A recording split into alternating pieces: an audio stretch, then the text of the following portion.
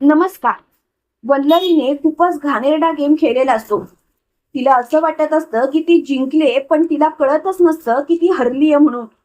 ईश्वरीच्या जाळ्यात ती पूर्णपणे अडकलेली असते. पण तिला असंच वाटत असतं की ती सगळं काही नीट करत आहे. तिने मोबाईल दुकानदाराच्या दुकानात जाऊन त्याला 1 लाख रुपये देऊन या रमाकांतचा मोबाईल स्वतःच्या ताब्यात घेतलेला असतो. इकडे मात्र ईश्वरी आजीजवळ ना वल्लरीचा सगळा भूतकाळ खणून काढत असते. त्यावेळेला आजी सगळं काही ईश्वरीला सांगत असते. तेव्हा लगेच ईश्वरी म्हणते, पण मामी एवढा रागराग का करायच्या?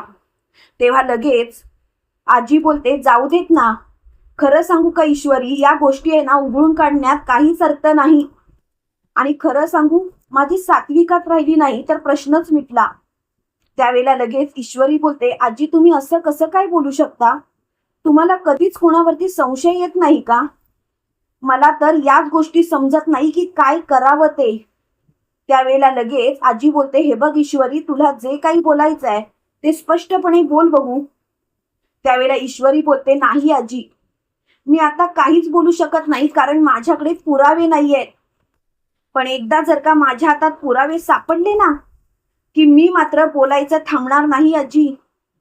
तेव्हा मात्र मी सगळ्यांसमोर त्यांना जाब विचारेनच. तेव्हा आजी बोलते, ईश्वरी तुझ्या मनात काय चालू आहे मला नाही माहिती, पण प्लीज जे काही करशील ते सांभाळून कर. उगाच घराचे तुकडे व्हायला नकोत ईश्वरी. तेव्हा लगेच ईश्वरी म्हणते, आजी मला सगळं काही कळतंय. इकडे वल्लरी घरात आलेली असते. त्याच वेळेला अर्णवचा तिला जोरात धक्का लागतो. अर्णवला बघून वल्लरी बोलते, अर्णव अरे कुठे चाललायस का तू? तेव्हा लगेच अर्णव बोलतो, हो मंजुळा सापडले, मी तिच्याच घरी चाललोय. आणि अर्णव तिथून निघून जातो. पण वल्लरीचे मात्र धाबे दणाणलेले असतात. वल्लरी खूपच घाबरलेली असते. ती लगेच उदयकांतला फोन करते आणि उदयकांतला बोलते, अरे काय चाललंय तुझं? तू त्या मुलीला सोडलंस? तेव्हा लगेच उदयकांत बोलतो, अगं सोडलं नाही, इथे पोलिसांची धाड पडली आणि त्यावेळेला मात्र मला काहीच करता आलं नाही. काय करावं ना तेच समजलं नाही मला. त्यावेळेला लगेच वल्लरी बोलते, काय कामाचा नाहीयेस तू?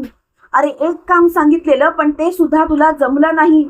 उदयकांत तुझ्या एका चुकीमुळे आपलं सगळं काही संपू शकतं. तेव्हा लगेच उदयकांत बोलतो, अगं मला सगळं समजतंय, पण आता माझ्या हातात काहीच नाहीये. आता तूच बघ काय करायचं ते. इकडे अर्णव आणि ईश्वरीने आधीचा प्लॅन आखलेला असतो. त्यावेळेला मात्र अर्णव ईश्वरीला फोन करतो आणि ईश्वरीला बोलतो, ईश्वरी काय झालं? त्यावेळेला ईश्वरी बोलते, खरं सांगू अर्णव सर, मामी खूपच बिथरल्यात. तेव्हा लगेच अर्णव बोलतो, मिस इंदोर, तुझा जो गैरसमज आहे ना तो जर का खरा झाला तर मी पूर्णपणे हादरेन. मिस इंदोर, ज्या ज्या बाईला मी आईचा दर्जा दिला ती बाई जर का माझा विश्वासघात करत असेल तर मात्र मला नाही सहन होणार. तेव्हा मात्र ईश्वरी बोलते, अर्णव सर प्लीज प्लीज स्वतःला सावरा आणि स्वतःच्याच मनाला विचारा, किती दिवस तुम्ही असा विचार करणार आहात? अर्णव सर, कधी ना कधीतरी तुम्हाला सत्याचा विचार करावाच लागणार आणि सत्य स्वीकारावंच लागणार. तेव्हा मात्र अर्णव बोलतो, हो. इकडे अर्णव घरी आलेला असतो. त्यावेळेला वल्लरी लगेच अर्णवला बोलते, अर्णव अर्णव अरे सांग, काय झालं तिकडे? मंजुळा काही बोलली का?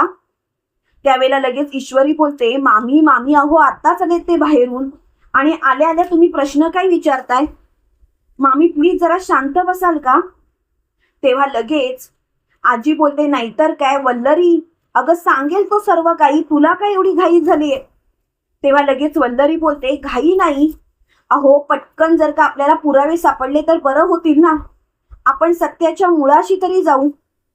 त्यावेळेला लगेच ईश्वरी बोलते, सत्याच्या मुळाशी ना, सत्याच्या मुळाशी तर जायचंच आहे आणि त्यासाठी मी एका माणसाला बोलावलीये आणि तो माणूस मात्र येतच असेल. तेव्हा लगेच मोठ्यानी वल्लरी बोलते, कोण माणूस? ईश्वरी, अगं तू काय बोलतेस? त्याच वेळेला तिथे मोबाईल रिपेअरिंग वाला आलेला असतो आणि त्याला बघितल्यानंतर मोठ्यानी वल्लरी बोलते, हा कोण? त्यावेळेला लगेच ईश्वरी बोलते, खरंच मामी, हा कोण आहे तुम्हाला माहिती नाही?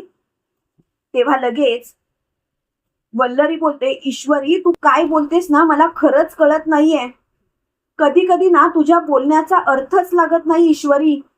तेव्हा लगेच ईश्वरी बोलते, मामी मला सुद्धा तुमच्या बोलण्याचा अर्थ लागत नाही. कधी कधी असं वाटतं की मामी तुम्ही खूप चुकीच्या वागताय. त्यावेळेला लगेच वल्लरी बोलते, ईश्वरी काय चाललंय तुझं? तू माझ्यावरती असे आरोप का करतेस? त्यावेळेला लगेच वल्लरी बोलते, बस आता मात्र मला काही ऐकायचं नाही. त्यावेळेला लगेच ईश्वरी बोलते, मामी थांबा, अहो कुठे चाललाय? अहो या माणसाला मी इथे बोलवले ती उगाच नाही. दादा प्लीज तुम्हाला काही बोलायचं आहे का? तेव्हा लगेच तो दुकानदार वल्लरीच्या तोंडावरती 1,00,000 रुपये मारतो आणि वल्लरीला बोलतो, काय ना मॅडम, मी माझ्या कामाशी कधीच गद्दारी करत नाही आणि कधीच करणार नाही. खरं सांगू का मॅडम, तुम्ही माझ्याजवळ ना या मॅडमनी दिलेला मोबाईल घेऊन गेला, तोही 1,00,000 रुपये देऊन.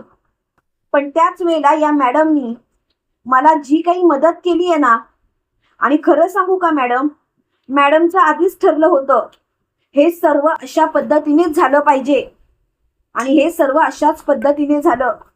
तुम्ही आमच्या जाळ्यात अडकलात मॅडम, पण तुम्हाला मात्र कळालंच नाही. त्यावेळेला वल्लरीला घाम फुटलेला असतो.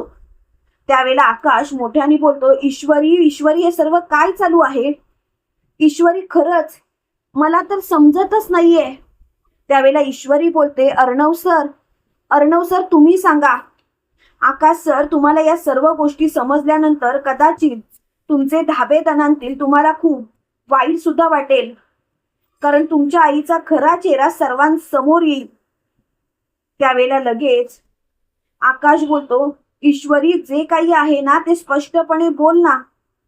खरंच मला कळत नाहीये तू काय बोलतेस ते. तेव्हा लगेच ईश्वरी बोलते, आता मी तुम्हाला जे काही सांगेन त्याच्यावरती विश्वास ठेवाल?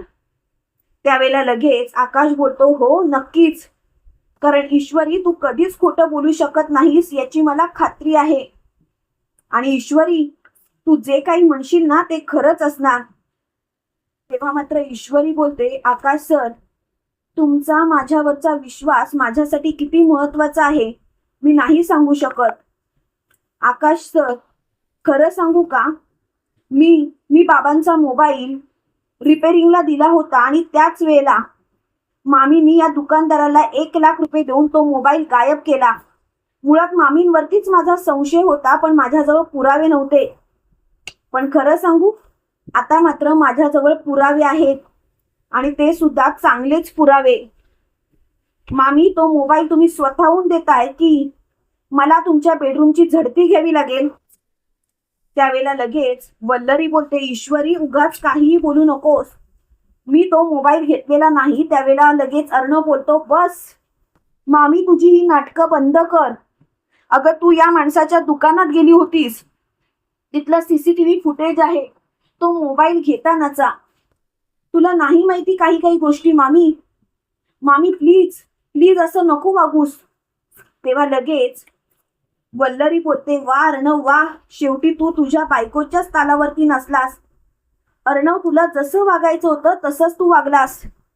तेव्हा मात्र अर्णव बोलतो, हो वागलो मी तसंच, कारण मला सगळ्या गोष्टी कळून चुकल्या तू कशी आहेस ती. आणि मामी आता या सर्व गोष्टी बंद कर आणि प्लीज सत्य काय ते सर्वांना सांग. तू बाबांच्या बाबतीत असं काय केलंयस मामी? त्यावेळेला लगेच वल्लरी बोलते, मी काहीही केलेलं नाही आणि माझ्यावरती आता कसलेही आरोप करू नकोस. त्यावेळेला ईश्वरी लगेच वल्लरीच्या खोलीतून मोबाईल आणते आणि त्या मोबाईल मधलं सत्य सर्वांना दाखवते. वल्लरीचा चेहरा पडलेला असतो. त्यावेळेला ईश्वरी त्या दुकानदाराला बोलते, दादा तुम्ही इथे आलात आणि तुम्ही सर्व काही सांगितलं, माझ्यावरती विश्वास ठेवलात, त्यासाठी खरंच थँक्यू. त्यावेळेला लगेच तो दुकानदार बोलतो, ताई अहो असं काय करताय तुम्ही? ताई अहो, मी कितीही कसाही वागत असलो ना तरी स्वाभिमान माझ्यात सुद्धा आहे, मला सुद्धा माणुसकी समजते. या मॅडमनी जरी 1,00,000 रुपये मला दिले असतील ना तरी या मॅडमची कारस्थानं सगळ्यांसमोर यायला पाहिजेतच आणि म्हणूनच मी तुम्हाला मदत केली. तेव्हा लगेच अर्णव बोलतो, तुमच्यासारखी भली माणसं या जगात आहेत म्हणून तर ह्या जगामध्ये अजून सुद्धा खऱ्या गोष्टींवरती विश्वास आहे. तेव्हा लगेच ईश्वरी बोलते, अर्णव सर, या बाईचं आता काय करायचं? त्यावेळेला आकाश बोलतो, मम्मा हे सर्व तू केलंस? मम्मा तुला हे सर्व करायची गरज काय होती? का असं वागलीस तू? मम्मा बोल, मला उत्तर दे. त्यावेळेला लगेच मोठ्यानी वल्लरी बोलते, मला काही उत्तर द्यायचं नाहीये यार. तू का आकाश माझ्यावरती दादागिरी करतोयस? आकाश, एक गोष्ट लक्षात ठेव, मी जे काही केलं ना ते सर्व तुमच्यासाठी केलं. जर का मी हे सर्व केलंच नसतं तर कदाचित आज तुम्ही सुखात नसतात. त्यावेळेला लगेच मामा बोलतो, अगं नसतो सुखात तर नसतो, पण तुझ्या या अशा सर्व गोष्टींमुळे आज मात्र आम्हाला त्रास झालाय. आज मात्र मला तुझ्या या गोष्टींचा खूप त्रास होतोय वल्लरी. आज मी पूर्णपणे तोंडावर आपटल्यासारखं झालोय. वल्लरी, काय करू मी तुझं? त्यावेळेला वल्लरी बोलते, तुम्ही तर गप्पच बसाओ. मला तुमचं काहीही ऐकायचं नाही आणि या सर्व गोष्टी जर का बंद ठेवल्या तर बरं होईल. त्यावेळेला मात्र तिची खूपच चिडचिड झालेली असते. त्याच वेळेला लगेच मोठ्यानी अर्णव बोलतो, मामी तू माझ्या वडिलांना मारलंस. कसला राग होता एवढा तुझ्या मनात? त्यावेळेला ईश्वरी बोलते, मी सांगते ना अर्णव सर, हे सर्व आहे ना या बाईनेच केलं. त्यावेळेला अंजली बोलते, मामी तू असं का वागलीस? काय मिळालं तुला हे सर्व वागून? मामी बोल ना, मला उत्तर पाहिजे. त्यावेळेला लगेच मोठ्यानी वल्लरी बोलते, हे बघ अंजली, मी असं काहीच केलेलं नाही. या परक्या माणसावरती तुम्हाला विश्वास ठेवायचा असेल तर ठेवा. आणि या ईश्वरीनेच माझ्या रूममध्ये हा मोबाईल लपवला नसेल कसं काय?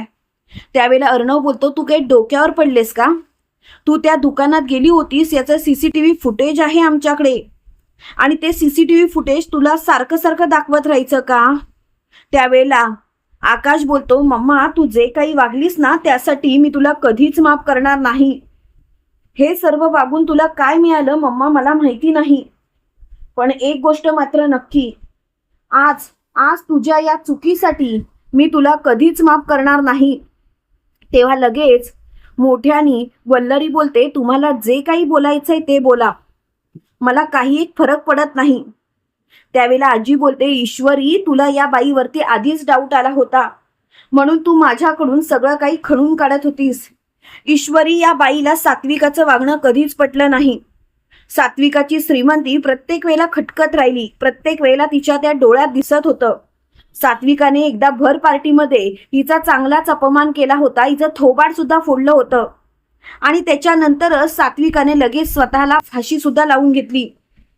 तेव्हा लगेच अर्णव बोलतो, काय एवढं सगळं झालं होतं म्हणजे मामी माझ्या आईच्या मरणाला सुद्धा तू जबाबदार आहेस? तेव्हा लगेच ईश्वरी बोलते, अर्णव सर, हो, तुमच्या आईंच्या मरणाला सुद्धा वल्लरी मामीच जबाबदार आहेत. आणि वल्लरी मामींच्या या सर्व गोष्टी मला आता कळून चुकल्यात. कितीही काही झालं तरी सुद्धा मला आता या गोष्टी पटतच नाहीयेत. त्यावेळेला मात्र तिची खूपच चिडचिड झालेली असते. त्यावेळेला वल्लरी मोठ्याने बोलते, गप्प बस ईश्वरी, उगाच का त्याच्या मनात नको ते भरवतेस? ईश्वरी, मला सगळं समजतंय, तू हे सर्व मुद्दामून करतेस मला त्रास देण्यासाठी. तेव्हा लगेच ईश्वरी बोलते, मामी असं तुम्हाला वाटतंय आणि मला तुमच्या या गोष्टींमध्ये नाही पडायचं मामी. एक नंबरच्या खोटारड्या निघालात तुम्ही मामी. तेव्हा मात्र मोठ्यानी अर्णव बोलतो, आता ही सर्व नाटकं बंद कर आणि स्वतःचे गुन्हे कबूल कर. स्वतःच्याच तोंडाने हे सर्व गुन्हे वाच ना. तेव्हा लगेच वल्लरी बोलते, अर्णव तुझा या माणसांवरती विश्वास असेल पण माझा नाही. अर्णव, आता मात्र तुला कोणावरती विश्वास ठेवायचा आहे ते तू बघ. तेव्हा लगेच अर्णव बोलतो, विश्वास मला कोणावरतीही ठेवायचा नाही. आणि मामी, माझा तुझ्यावरती पूर्ण विश्वास होता, पण तू काय केलंस? तू सगळं काही मला फसवलंस आणि आता मात्र माझा तुझ्यावरती विश्वासच राहिला नाही. सगळं काही संपल्यात जमा आहे मामी, सगळं काही संपल्यात जमा आहे आणि तूच संपवलंस ते. त्यावेळेला ईश्वरी बोलते, अर्णव सर, स्वतःला त्रास करून घेऊ नका. या बाईला जे करायचं होतं ते या बाईने केलं, पण आता मात्र तुमच्या हातात आहे या बाईला शिक्षा करायची. त्यावेळेला अर्णव बोलतो, काय शिक्षा करणार या बाईला? ज्या बाईला आईचा दर्जा दिला त्याच बाईने विश्वासघात केला. एवढंच काय, तर तिच्यामुळे मी माझे आई वडील सुद्धा गमावले. असं नाही की मी त्यांना वाचवू शकलो. त्यावेळेला अंजली बोलते, चिंटू चिंटू तू स्वतःला सांभाळ. चिंटू प्लीज, तू स्वतःला त्रास करून घेऊ नकोस. त्यावेळेला मात्र मोठ्यानी ईश्वरी बोलते, अर्णव सर, स्वतःला त्रास करून जर का घेत असाल तर तुम्ही खूप मोठी चूक करताय. अर्णव सर, हे सर्व करायची तुम्हाला गरजच नाहीये. त्यावेळेला लगेच अर्णव बोलतो, बस आता मात्र मला कोणाचं काहीच ऐकायचं नाही. आता सगळ्या गोष्टी मला कळून चुकल्यात आणि आता सगळं काही माझ्या लक्षात येत चाललंय. वल्लरी मामी, तुला तर मी आता संपवणारच. तू माझ्या आई वडिलांना मारलंस ना, तुला सुद्धा तसंच मरण येणार. त्यावेळेला वल्लरी बोलते, आकाश अरे तू तरी काहीतरी बोल. त्यावेळेला आकाश बोलतो, जे काही दादाला करायचंय ते करू देत, मला याच्यामध्ये पडायचं नाही आणि हा विषय आता माझ्यासाठी संपला. तुम्हाला काय वाटतं मित्रांनो, खरोखर ईश्वरीची चालाकी वल्लरीला भारी पडेल का? कमेंट करून नक्की कळवा आणि असेच मालिकेंचे नवनवीन अपडेट पाहण्यासाठी व्हिडिओला लाईक, चॅनलला सबस्क्राईब करायला विसरू नका.